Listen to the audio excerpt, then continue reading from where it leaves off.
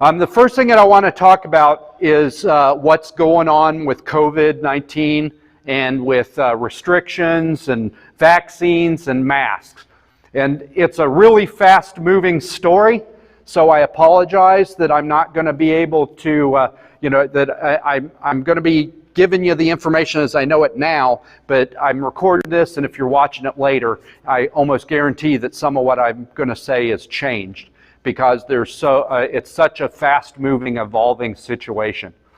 A little bit of a history lesson to build up to what kind of current events. Last year, at the end of the session, the legislature, before I was a legislator, the legislature was trying to do something to repair the Kansas Emergency Management Act, which guides the state's response to emergencies. And the reason that it needed to be repaired is because it wasn't written for an 18-month plus pandemic. It was written for a tornado, a flood, an earthquake, a fire.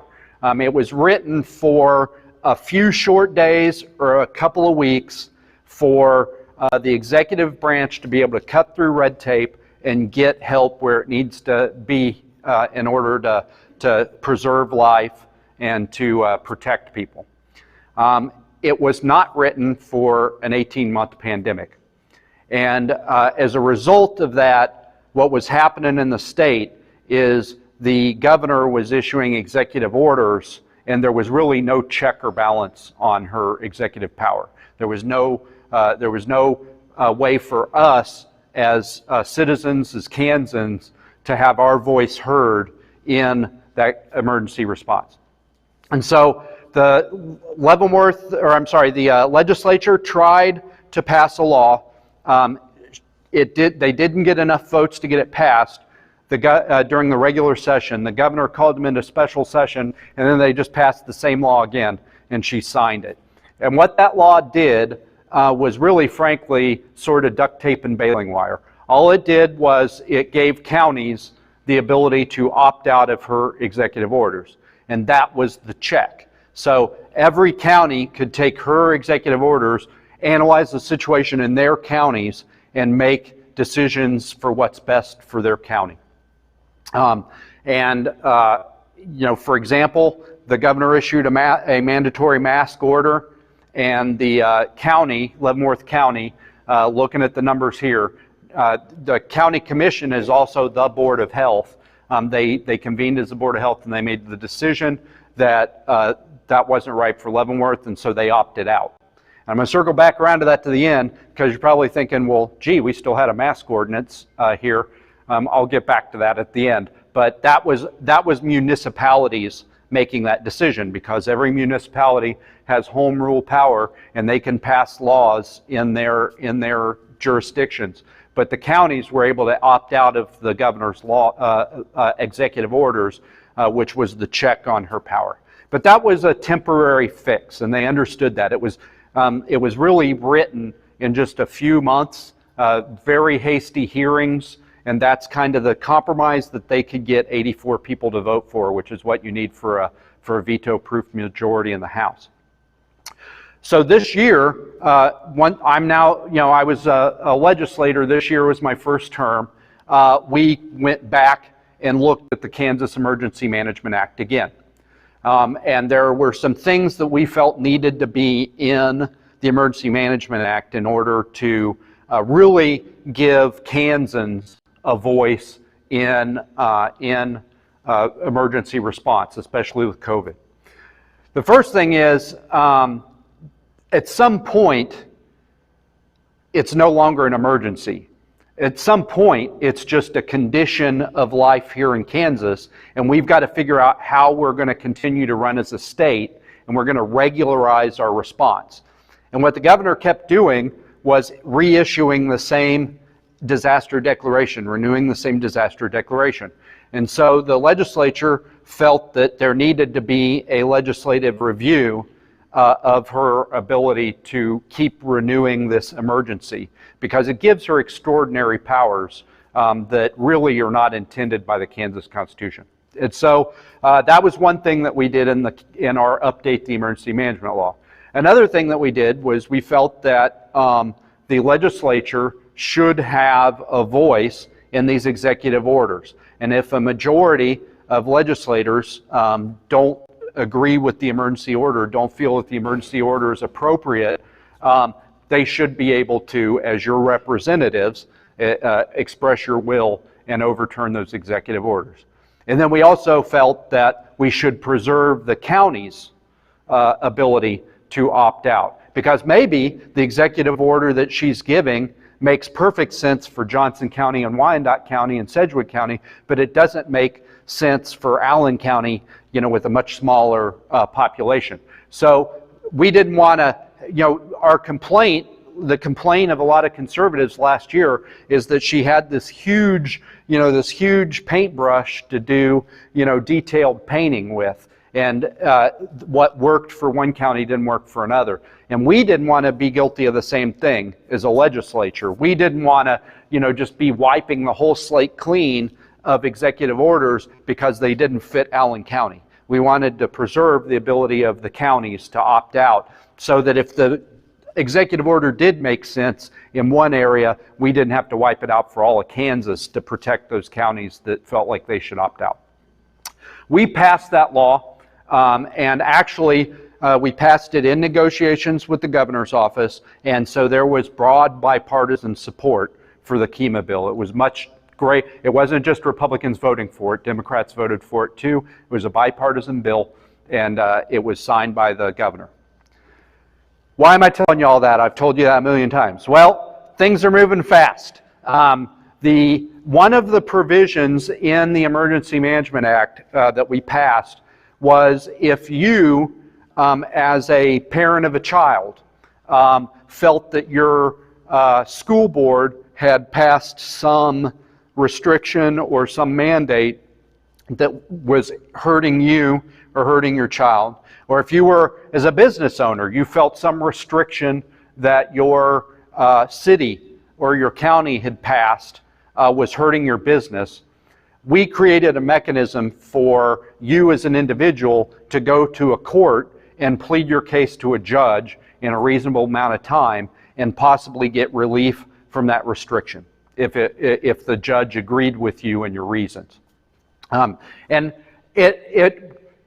I feel like that was probably the mechanism for it, because what you don't want is those broad brushstrokes, right? You don't want the legislature wiping out something for the entire state because it's damaging one person, or a county wiping out a whole mandate because it's injuring a small group of people that weren't considered. This gave a judge who's appointed by the governor and, except for the Supreme Court, approved by the legislature, the ability to hear the details of that specific case and make specific decisions based on those specific circumstances. Well, that turned into a problem. In Johnson County, a parent who had an issue with something that had been done in the school district tried to use that mechanism to get relief for her and her child. The judge ruled on it, and in ruling on it, ruled the entire law unconstitutional. He felt that the requirement that we had made, that there was a certain amount of time that a court had to hear that grievance, he felt that was a overreach, and that was a violation of the separation of powers, which is which is enshrined in our Kansas Constitution. And he could have just wiped away that portion, but he wiped away the entire law. And I'm not a conspiracy theorist, but this happened at exactly the same time that everything was ramping up with this Delta variant that's all over the news. It happened at exactly the same time that the President of the United States was about to mandate vaccines for every federal employee, and was about to tell us even if you're vaccinated, you had to go back into masks. And now the governor is unshackled. We're back to Kansas Emergency Management Act before last summer. So tomorrow, if the governor decided that she wanted to declare another disaster for the Delta variant of COVID, and she wanted to reimpose mask ordinances, mandate vaccines for all state employees, she could issue that executive order right now. Because she just said in a press conference this week, I feel that based on that court decision, we're back at square one with the original Kansas Emergency Management Act. If that sends chills down your spine, if that makes your heart palpitate slightly, you're not alone. That worries me a lot. Right now, everybody's just holding their breath. She said this week that right now, very cryptically, right now, she's not going to issue another disaster declaration, but that doesn't mean that on Sunday she won't change her mind, or on Monday she won't change her mind. I'm